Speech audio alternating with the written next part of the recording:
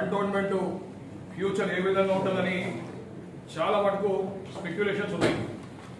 ఎందుకంటే ఒకవైపు ఎన్నికలు జరుగుతలేవు, ఒకవైపు కేంద్ర ప్రభుత్వం ఏదైతే మినిస్ట్రీ ఆఫ్ డిఫెన్స్ ద్వారా ఏదైతే కొత్త అమెండ్మెంట్ కోసం ప్రయత్నం చేసిందో, మరి అదే తరుణంలో ఈ మర్జర్ అనే అంశం కూడా తెర మీద రావడం జరిగింది. మరి దానిపై పూర్తి క్లారిటీ ఇవ్వడానికి ఈరోజు ఈ ప్రెస్ మీట్ పెట్టడం జరిగింది. ప్రధానంగా కంటోన్మెంట్ చరిత్ర ఉంది. కంటోన్మెంట్ కి it is known as the lung space of the Hyderabad. ఆ విధంగా కంటోన్మెంట్ కి చాలా పెద్ద క్రెడెన్షియల్స్ కూడా ఉన్నాయి.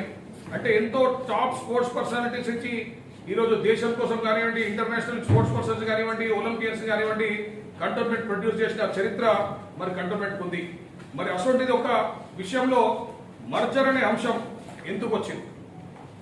ప్రధానమైన కారణము కేంద్ర ప్రభుత్వం ఏదైతే అనుకుంటుందో మర్జర్ చేయాలి అని దానికి ఒక 4-5 కారణాలు ఉన్నాయి. దాంట్లో అందరికన్నా ప్రధానమైన కారణం ఏంటంటే రాష్ట్ర ప్రభుత్వాలు పూర్తిగా నెగ్లెక్ట్ చేయడం జరుగుతుంది.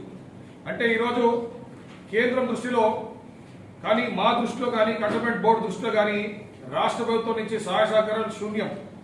గతంలో కేసీఆర్ గారి పీరియడ్ తీసుకోండి, ఇప్పుడు రేవంత్ రెడ్డి గారి పీరియడ్ తీసుకోండి, మరి ఎటువంటి ఒక భాగస్వామ్యం లేదు. మీరు వాటర్లో కానివ్వండి, ఇన్ఫ్రాస్ట్రక్చర్ డెవలప్మెంట్లో కానివ్వండి, గ్రాంట్స్లో కానివ్వండి, ఇది one of the major reasons for the evolution of the word merger అని, లేకపోతే దాని డిమాండ్ రావడానికి అదొక ప్రధానమైన కారణం.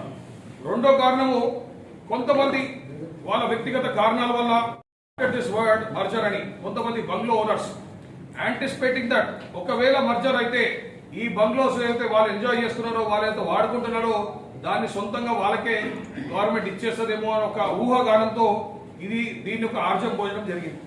మొదటిది రాష్ట్ర ప్రభుత్వం పూర్తిగా నెగ్లెక్ట్ చేస్తుందని, రెండోది కొంతమంది బంగ్లా ఓనర్స్ వాళ్ళ ఒక సొంత వ్యక్తిగత కారణాల వల్ల దీన్ని స్టార్ట్ చేసిండ్రు. అదే తరుణంలో ఆర్మీ ఎప్పుడైతే కొన్ని రోడ్డు మీద ఆంక్షలు విధించిందో, ఎప్పుడైతే కొన్ని రోడ్ క్లోజర్స్ చేయడం జరిగిందో, ఇది రెండో కారణం. అంటే దీన్ని వాళ్ళైతే మర్జర్ అనే వర్డ్ వచ్చిందో దానికి కొద్దిగా ఇంకొంచెం ఫ్యూయల్ యాడ్ చేయడం జరిగింది. మరి ఈ 3 కారణాల వల్ల ప్రధానంగా మర్జర్ అనే వర్డ్ స్టార్ట్ అయింది. దీంతో పాటు ఎన్నో సంవత్సరాల నుంచి, 100 సంవత్సరాల నుంచి, దాదాపు 100 సంవత్సరాల నుంచి A1 డిఫెన్స్ ల్యాండ్స్ లో కొంచెం గుడిసెలు ఉన్నాయి, కొన్ని స్లమ్ డ్వెల్లర్స్ ఉన్నారు. మరి వాళ్ళందరూ కూడా మాకు కంటోన్మెంట్ ప్రజలు ఫేస్ అవుతున్నాయో అందరికన్నా ఇంపార్టెంట్, ఎప్పుడైతే FSI లిమిటేషన్ తీసేస్తారో ఎంటైర్ కంటోన్మెంట్ ప్రాపర్టీస్ అన్నింటిలో కూడా హెవీగా అర్బనైజేషన్ అవుతుంది. అంటే చాలా హెవీ స్ట్రక్చర్స్ కానివ్వండి, పెద్ద పెద్ద హై రైజ్ బిల్డింగ్స్ కానివ్వండి, ఇవన్నీ కూడా రావడానికి పూర్తి ఆస్కారం ఉంటుంది. మరి హై రైజ్ బిల్డింగ్స్ వచ్చిన తర్వాత, కమర్షియలైజేషన్ అయిన తర్వాత రోడ్లన్నీ ఇరుకాటం అవుతాయి. ఉన్న నాలాలు కానివ్వండి, వాటర్ ఇన్ఫ్రాస్ట్రక్చర్ కానివ్వండి, రోడ్ ఇన్ఫ్రాస్ట్రక్చర్ కానివ్వండి, ఇవన్నీ కూడా కంజెస్ట్ అయిపోతాయి.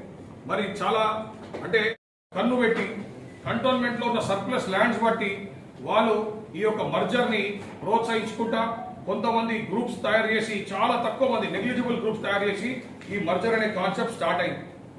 మరి చాలా మందికి దీంట్లో అడ్వాంటేజెస్, డిసడ్వాంటేజెస్ ఏంటో తెలియదు. ప్రధానంగా మనం ఫస్ట్ అడ్వాంటేజ్ కోసం మాట్లాడదాము. రెండే 2 అడ్వాంటేజ్లు ఉన్నాయి. మీరు ఎన్ని విధాలుగా ఈ మున్సిపల్ యాక్ట్ తిరిగేసి చూసినా, ఏది చూసినా కూడా 2 అడ్వాంటేజ్లు. ఒకటి, మీరు టౌన్ ప్లానింగ్ లో అంటే మీకు కొద్దిగా కట్టుకోవడానికి FSI కొద్దిగా ఎక్కువ వచ్చే అవకాశాలు ఉంటాయి. ఒక ఉంటున్నారు అంటే ఇప్పుడు పిల్లలు లెక్కేసుకుంటే యావరేజ్ గా 4.5 lakh పీపుల్ ఉంటారు. రాబోయే దినాలకు ఒక 7-8 లక్షలు యాడ్ అయితే మటుకు ట్రాఫిక్ కంజెషన్ కూడా చాలా తీవ్రంగా కంటోన్మెంట్ ప్రాంతంలో స్టార్ట్ అవుతుంది. మరి అందరికన్నా ఇంపార్టెంట్, ఎప్పుడైతే హై రైజ్ బిల్డింగ్స్ వస్తాయో సెక్యూరిటీ ఇష్యూస్ కానీ, సెక్యూరిటీ కన్సర్న్స్ కూడా చాలా పెద్ద ఎత్తున అందరికీ ఇబ్బంది కలుగుతుంది. మరి ఇదే కాకుండా మెయిన్ పాయింట్ ఏదైతే ఆర్మీ NOC ఉంటుందో, అంటే ప్రతి ఒక్కరు ఎవరైనా బిల్డింగ్ కట్టుకోవాలన్నా, ఇల్లు కట్టుకోవాలన్నా ఆర్మీ నుంచి NOC తీసుకునే పరిస్థితి వస్తుంది. ఈ రోజు మనం కంటోన్మెంట్ లో ఉంటున్నాం కాబట్టి ఈ ఒక్క రూల్ కంటోన్మెంట్ లో అమలు కావట్లేదు. కానీ మిగతాది గ్రేటర్ హైదరాబాద్ కానివ్వండి, పంచాయత్ కానివ్వండి, ఏ ఊరు మారుగుల ప్రాంతంలో పోయినా కూడా అక్కడ మనకు తప్పకుండా మీరు ఆర్మీ NOC తీసుకోవాలా. 100 మీటర్ల దాకా ఓన్లీ గ్రౌండ్ ఫ్లోర్ పర్మిషన్ వస్తుంది. అంటే ఆర్మీ ఎస్టాబ్లిష్మెంట్స్ కి if you are very near army establishments, nearly అంటే లెస్ దాన్ 100 మీటర్స్ ఉంటుంది. మరి ఆర్మీ యొక్క NOC రూల్ వల్ల ప్రజలకు చాలా ఇబ్బంది అవుతుంది. దాని తర్వాత ఏవైతే డెసిగ్నేటెడ్ మా ఓపెన్ ల్యాండ్స్ ఉన్నాయో, బంగ్లా ల్యాండ్స్ ఉన్నాయో, మా సీ ల్యాండ్స్ ఉన్నాయో, ఇవన్నీ కూడా రాష్ట్ర ప్రభుత్వం చేయకపోతే వాళ్ళు దాన్ని కమర్షియలైజ్ చేస్తే ఇక్కడ కాంక్రీట్ జంగల్ కింద కంటోన్మెంట్ ఏదైతే లంగ్ స్పేస్ అని మనం ఈరోజు చాలా గర్వంగా చెప్పుకుంటున్నామో అదొక కాంక్రీట్ జంగల్ కింద మారే విధంగా పూర్తిగా ఘోరంగా